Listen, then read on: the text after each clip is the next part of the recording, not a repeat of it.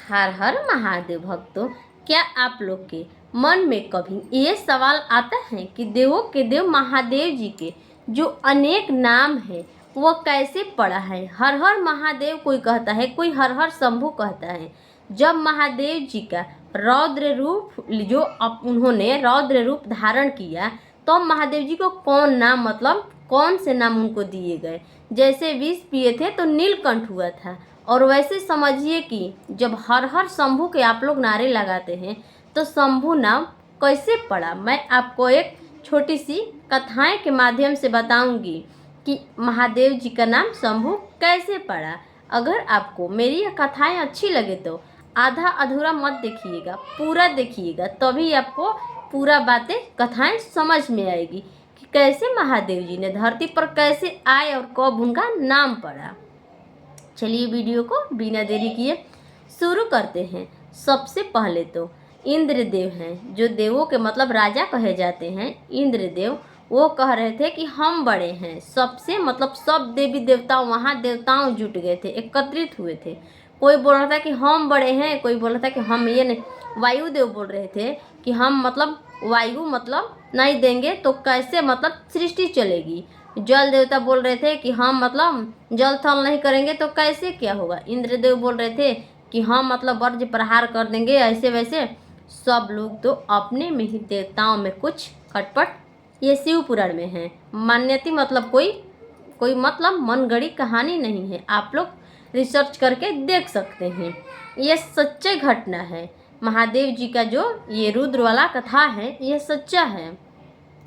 तो कहा जाता है ना कि जब महादेव जी को मतलब भयानक लगा, महादेव जी को जब पता चला कि सभी देवताओं ने तो अपने में मतभेद हो रहा है, कोई अपना को बड़ा कर रहा है, कोई अपने को बड़ा कर रहा है, अब क्या किया जाए। ब्रह्मदेव ने महादेव के पास गए और बोले कि हे महादेव जी अब क्या किया जाए।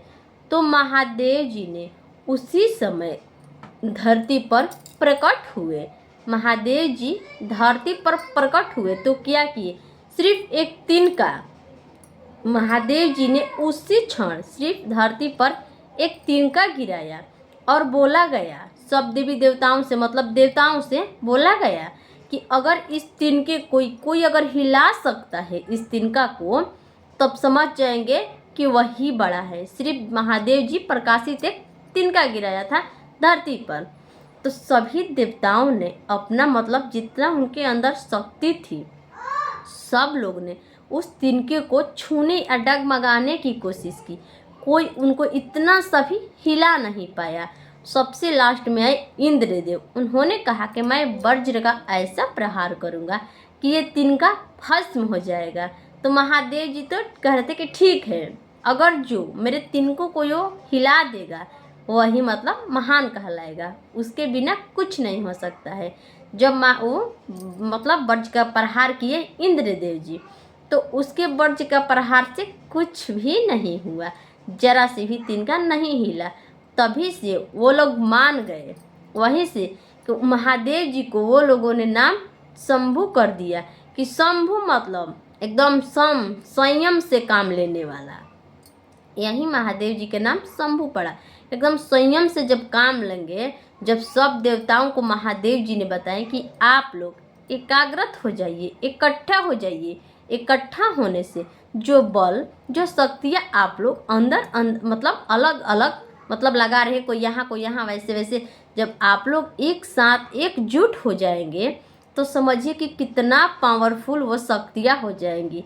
जब आप सबकी शक्तियाँ एकाग्रत हो जाएगी तो उसी क्षण से कहा गया है कि महादेव जी किस पर प्रसन्न होते हैं। इस कथा से क्या सीख मिलती है? इस कथा से यह सीख मिलती है कि हम लोगों को, आप लोगों को अहंकार करने की, अहंकार जो होता है ना, इसी मतलब शब्द से, अहंकार जैसे शब्द से ये अहंकार कहा जाता है कि शत्रु है, इसीलिए अहंकार नहीं करना चाहिए। अहंकार तो शत्रु का रूप माना जाता है। जो अहंकार करते हैं महादेव जी उनसे रुष्ट रहते हैं, उन पर कृपा नहीं होती है महादेव जी की।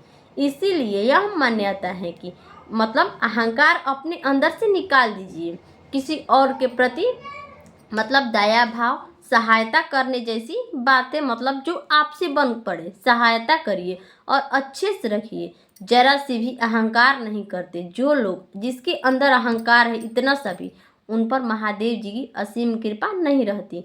अगर आप भी महादेव जी के कृपा पाना चाहते हैं तो आपको क्या करना है, सबसे पहले घमंडी नहीं होना है, किसी भी चीज़ का अहंकार नहीं करना है, तभी आप महादेव जी का कृपा पात्र हो सकते हैं। अगर आप कृपा पात्र, कृपा चाहते हैं महादेव जी का, तो सावन का मतलब महीना चल रहा है, पावन पवित्र, आपको इसमें पूजा पाठ करना चाहिए। और ख़ास करके तो सावन का सोमवारी का बहुत ही कुछ खास महत्व है, इसीलिए आप लोग को व्रत भी रखना चाहिए। सोमवारी का कोई भी रख सकता है, लेडीज़ हो या जेंट्स हो या कुंवारी लड़कियाँ, सुयोग वर्ग के लिए भी रख सकती हैं।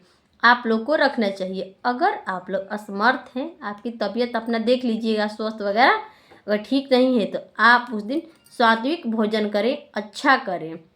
लहसुन प्याज वगैरह नहीं खाना चाहिए सावन के महीने में। आप लोग अच्छे से रहें और दूसरों के प्रति सहायता करनी भी एक पूजा से कम नहीं है। किसी ज़रूरतमंदों की आप लोग अगर सहायता कर देंगे तो कहा जाता है कि 100 पूजा के बराबर है। महादेव जी भाव के भूखे हैं, वो सब देखते हैं कैसे, मतलब कौन क्या कर रहा है। यानी कि आप लोग महादेव जी की पूजन करें और किसी दूसरे के प्रति गलत विचार रखें तो आपका पूजा स्वीकार नहीं होगा। इसीलिए आपको अच्छे से रहना है। हर हर महादेव, हर हर शंभू के नारे लगाने रहना है। अगर आपको यह मेरी वीडियो पसंद आती हो तो आप चाहे तो, आपका अगर अंदर से विचार हो तो मेरे चैनल को सब्सक्राइब करिए, कोई जोर ज़बरदस्ती नहीं है। अगर आप चाहे तो लाइक कमेंट कर सकते हैं। हर हर महादेव।